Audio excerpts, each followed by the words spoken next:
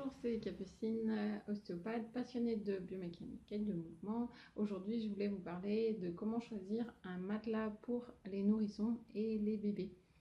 J'ai vu ces derniers temps pas mal de pubs sur les matelas pour enfants et c'est vrai qu'il y a pas mal de parents qui se posent la question de ce qu'il faut choisir. Euh, on parle de plus en plus des risques de plagiocéphalie où le bébé s'aplatit la tête et du coup les marques en ont profité pour vendre des matelas soi-disant anti-tête plate et puis ou des bébés qui pleurent beaucoup. Alors on a créé des Cocoona Baby pour reproduire la position in utero qui soit bien coucounée, entourée et j'ai même vu des hamacs en fait où les bébés sont posés dans un hamac et c'est vrai que c'est pas évident de faire le tri là-dedans. Donc j'avais envie un petit peu de parler de tout ça.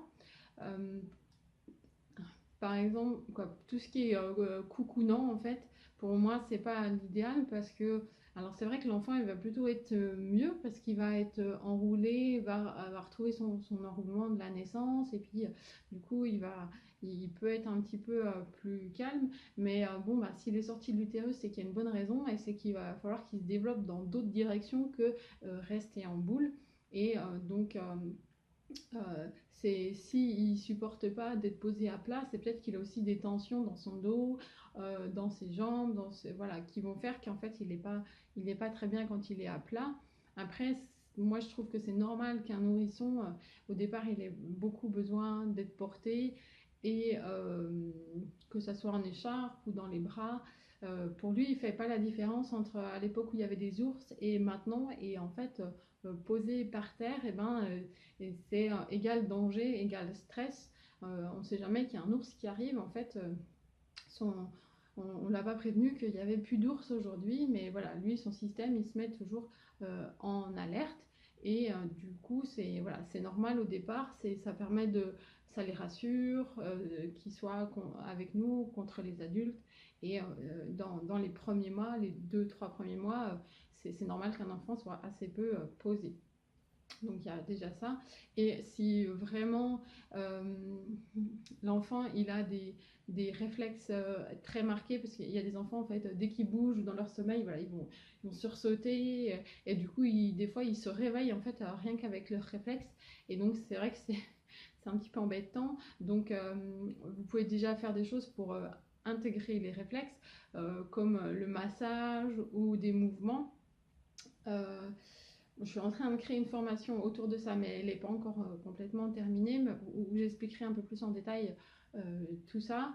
Et en attendant, j'ai déjà fait un petit bonus. Voilà, vous pourrez trouver déjà des petites infos qui est mis en dessous, que vous pouvez télécharger. Mais voilà, l'idée, c'est vraiment les réflexes, ils s'intègrent par le mouvement et par le toucher. Et vous pouvez aussi utiliser l'emmaillotage sur ces enfants qui sont vraiment avec des réflexes marqués en fait, où ils vont sursauter et ça va les réveiller. Plutôt que d'utiliser un Cocoona Baby ou un Doumou ou les choses là qui sont très enveloppantes. Ensuite, donc, il y a aussi des coussins soi-disant anti-tête plate. Et donc pour moi, ça c'est vraiment quelque chose à éviter complètement. Parce qu'en fait, dès qu'ils veulent mettre anti-tête plate, ils veulent créer en fait un trou au niveau de la tête. Mais en fait, ce qu'ils font en faisant ça, c'est ils laissent la tête dans une même position. Et du coup, en fait, quand on met le crâne d'un enfant qui est toujours au même endroit, au même appui, en fait, on va augmenter le risque de s'aplatir. Donc du coup, soi-disant anti-tête plate, en fait, l'enfant il va quand même s'aplatir parce qu'il est toujours en appui au même endroit et que sa tête elle peut pas bouger. Donc pour moi, ce qui est important, c'est que l'enfant il puisse tourner à droite, à gauche, et donc le mieux c'est à plat. Après, si vous voyez vraiment que l'enfant il est toujours, il y a des enfants ils naissent, ils n'ont pas de cou, pardon, ils n'ont pas de cou et ils restent comme ça figés et toujours dans la même position. Et ben là, le risque de s'aplatir, il est grand. Et là, c'est d'où l'intérêt de voir un ostéopathe, un kiné pour arriver à libérer son cou et qu'il puisse tourner la tête et varier les appuis au niveau de l'arrière du crâne. Je ferai aussi une vidéo sur les problèmes de plagiocéphalie parce que voilà, ça mériterait une vidéo largement, même peut-être plusieurs. voilà, mais pour ce qui est du choix du matelas, moi ce que je conseille, c'est un matelas tout simple, plat, euh, où vous vous posez pas de questions, et ça sert à rien d'investir dans des matelas chers ou des trucs un peu voilà, vous prenez le plus simple, c'est très bien. Et ensuite se pose aussi des fois la question des enfants qui ont des reflux. Donc ça, il y a des parents qui mettent un matelas incliné. Donc bon, éventuellement, en sachant que moi, ce que je ferais, même en tant que maman, avant de mettre un plan incliné, je ferais des séances d'ostéopathie. Après, s'il y a des bébés qui sont des fois qui sont en biberon, en fait, c'est simplement qu'ils ont trop de volume, quoi, ou même au sein, hein, d'ailleurs.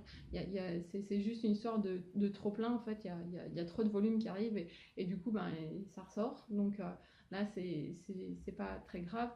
Euh, si c'est juste un trop-plein. Il faut savoir qu'un bébé à la naissance, son estomac, c'est la taille d'une bille, donc les petites billes avec lesquelles on jouait, et à un mois, c'est la taille d'un boulet. Donc quand vous essayez de faire rentrer 90 millilitres dans ça, ben forcément, ça rentre pas en fait. Donc après, des fois, il faut leur donner plus souvent, mais moins grande quantité. Et voilà, éventuellement, donc un plan incliné si vraiment l'ostéopathie et tout ça, ça n'a pas marché.